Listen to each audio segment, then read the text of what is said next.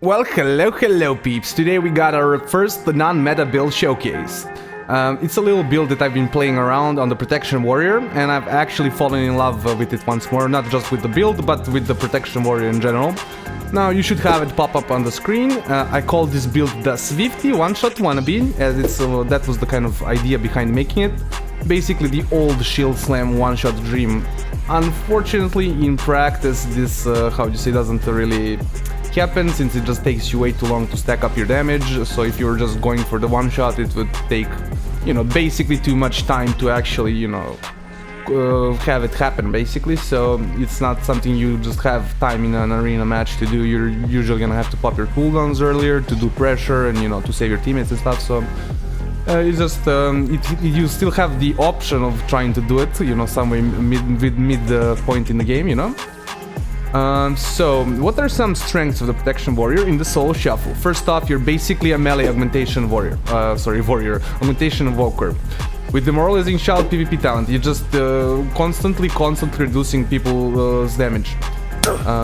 It's honestly kind of broken versus like pet classes. Here we have Hunter and Death Knight, so like this would actually be like an insane situation for that, because you're constantly resetting your Demon Shout and you're constantly just reducing damage. So basically it ends up being like a opposite of an augmentation evoker, right? Instead of buffing your teammates, you're debuffing your enemies. It's also extremely strong versus like physical damage, not just because you can take off with bodyguard talent from your teammate physical damage, but because in general you have block, you have all these things that are more catered to, tanking physical damage. So you're kind of a huge counter to melees and physical damage in general. Next to rogues, you're like the most stun class. I think it's kind of not even like an arguable thing, right? You just have an extra stun with your shield charge, and it should be always leveraged, definitely. We are also definitely starting a series here of like non-meta builds. Some will definitely be good, like this one here, and some will definitely be bad. This is also to just add a little bit more fun to my overall like gaming sessions and stuff, for me just to not not get bored of giving only meta stuff and only playing to, sometimes it gets like really annoying. I'm just like feel like I'm just trying to play to make some content, but like sometimes I need to take a little breather, I also need to inform you here that only 4.3% of you are subscribed, so if you have been enjoying the content, please consider smashing that subscribe button. Also to thank you for 1000 subs, peeps! Here we're just gonna comment it on the rest of the match. Again, I really love this. I think you can do a lot for your team. I actually think Protection Warrior is not troll. Even though I don't see any Protection Warriors currently over 2400, maybe like some more buffs to damage or something in the PvP area would be like what would push it in, but definitely don't see Blizzard doing that. They don't really like tanks being good in PvP, and I kind of understand many people are frustrated by it, and it also is like hard to balance. Ever since in Cataclysm that they've changed kind of these functions, right? The tanks kind of have all their different way of receiving stats, right? So it's just kind of hard, right, to balance, I feel like. So maybe one day we'll have protection, and not just protection, but tank classes be not just meta, but like viable and good in the, how you say, in a healthy position, compared. Here, man, we almost get the DK, and unfortunate. Oh, the Hunter survives for a second. Yeah, I don't think I will be able to save the Hunter more here. He's gonna run away again. This Hunter was also running away from my, what's it called, bodyguard ability, which was very annoying. I should, I'm kind of my mistake. I should have my bodyguard ability again on the Hunter. There, could have reduced, yeah, if I had it precasted there, it could have reduced enough damage to probably prolong this fight here. Yeah, it was, yeah, definitely he's dying here. But if I precasted it, maybe I could have prolonged the match there enough to score a kill there. Because you have really good sustain AoE damage. Like your Your single target, if you're just sitting on one target and doing single target damage, you're doing subpar damage. You're doing, yeah, you're doing subpar damage. But if you're cleaving, you're not doing subpar damage. You can even be top damage, like, easily.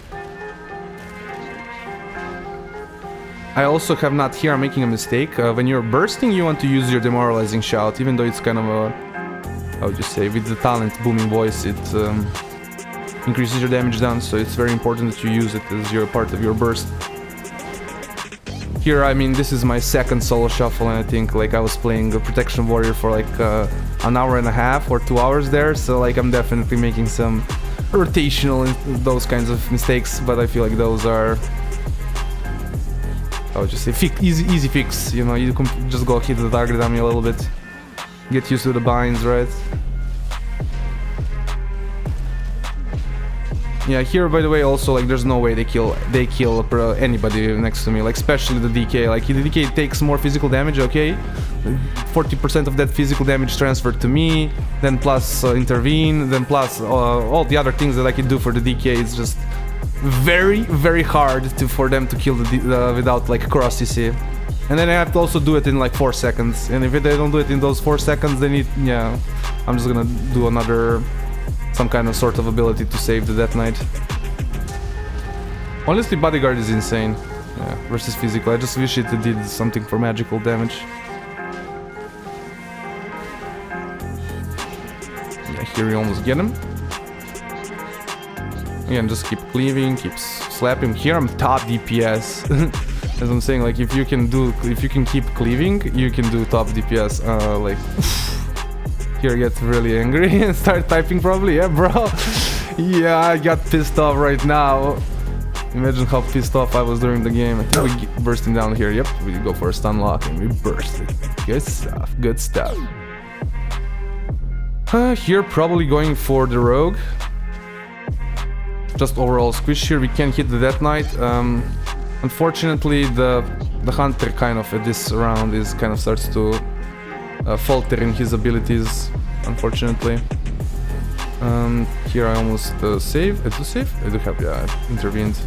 Get Bodyguard going. Unfortunately, this is what I'm saying. Like, Hunter keeps, as he's kiting away, keeps taking off my Bodyguard, so I definitely need to get my macros sorted. But this was like my second solo shuffle. I just made this build literally like 5 minutes before starting the solo shuffle, and I was like, okay, let me try this in a solo shuffle.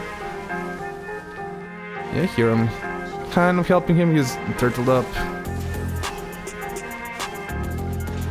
Yeah, and cleaving, trying to do some cleavage. Very important, you're always hitting these more targets again, because you don't do good sustained single target damage, but you do good sustained AoE. Should be getting Bodyguard here. I get confused. Damn, I didn't get Bodyguard off, man, come on! Definitely some operator errors I need to take care of.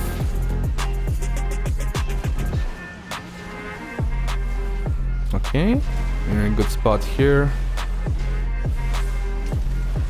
I could fear them. I don't fear them. Okay.